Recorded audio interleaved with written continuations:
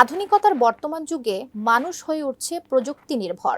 তাই তো দৈনন্দিন কাজে প্রতিনিয়তই বাড়ছে নানা মেশিন আর রোবটের ব্যবহার। আর মানুষের চাহিদা মেটাতে বিশ্ব জুড়েই চলছে আধুনিক সব রোবট তৈরির প্রতিযোগিতা। তবে এবার চীন ব্যাপক আকারে বানাতে শুরু করেছে মানবাকৃতির রোবট, যা চির প্রতিদ্বন্দ্বী ইলন মাস্কের তৈরি অপটিমাস রোবটকে টেক্কা দেবে। তবে কেন হঠাৎ রোবট তৈরিতে চীনের এত তড়িঘড়ি, বিস্তারিত জানাচ্ছেন ইশতিয়াক হোসেন। চীন সবসময় প্রযুক্তির ক্ষেত্রে বহির্বিশ্ব থেকে এগিয়ে।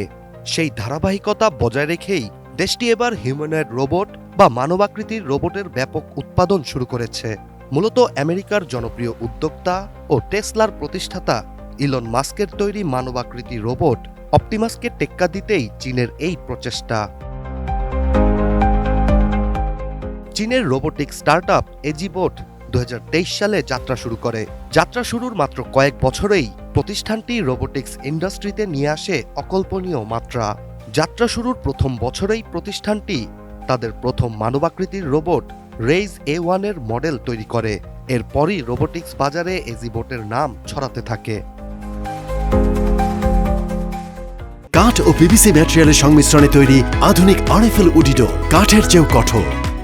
এর আগে 2023 সালের শেষের দিকে চীনের আরেকটি রোবোটিক্স কোম্পানি ফুরিয়ার ইন্টেলিজেন্স প্রথম মানবাকৃতির রোবটের ব্যাপক উৎপাদনের ঘোষণা দেয়।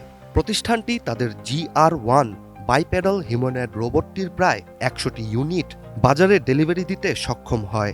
তবে এবার এজিবোট 1000-এর বেশি হিউম্যানয়েড রোবট তৈরির প্রক্রিয়া শুরু করেছে, যেখানে বেশিরভাগ উৎপাদন কাজই প্রায় শেষ বলে জানায় চীন ভিত্তিক সংবাদ মাধ্যম গ্লোবাল টাইমস। এজিবোট সবচেয়ে বেশি গুরুত্ব দিচ্ছে মানবজাতির স্বাভাবিক বাস্তুতন্ত্র অক্ষত রেখে আধুনিক কৃত্রিম বুদ্ধিমত্তা সম্পন্ন একটি হিউম্যানয়েড রোবট তৈরিতে।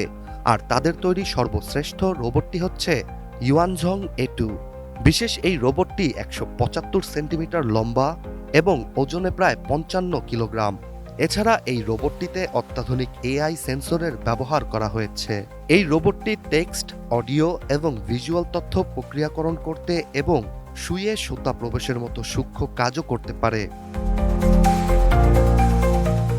গ্লোবাল টাইমসের প্রতিবেদন অনুযায়ী চিপ তৈরি এবং ক্লাউড কম্পিউটিংয়ের ক্ষেত্রে আমেরিকার প্রযুক্তি প্রতিষ্ঠান টেসলা ও এনভিডিয়া এগিয়ে থাকলেও হিউম্যানয়েড রোবটের চলাচল নিয়ন্ত্রণ, কৃত্রিম বুদ্ধিমত্তা তৈরিতে এগিয়ে আছে চীন। আর তাই তো ব্যাপকভাবে রোবট তৈরিতে সক্ষম হচ্ছে দেশটি। এদিকে ইলন মাস্কের প্রতিষ্ঠান টেসলা 2026 সালে তাদের হিউম্যানয়েড রোবট বাজারে আনবে বলে জানিয়েছে। অন্যদিকে চীনের প্রতিষ্ঠান এজিবোট তাদের উৎপাদন কারখানার একটি ভিডিও প্রকাশ করেছে, যেখানে এখন পর্যন্ত 962টি হিউম্যানয়েড রোবট সম্পূর্ণভাবে প্রস্তুত।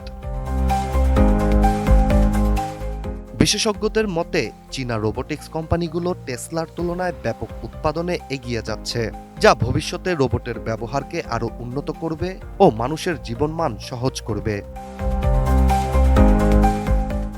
Ishtiaq Hossain, ATN news.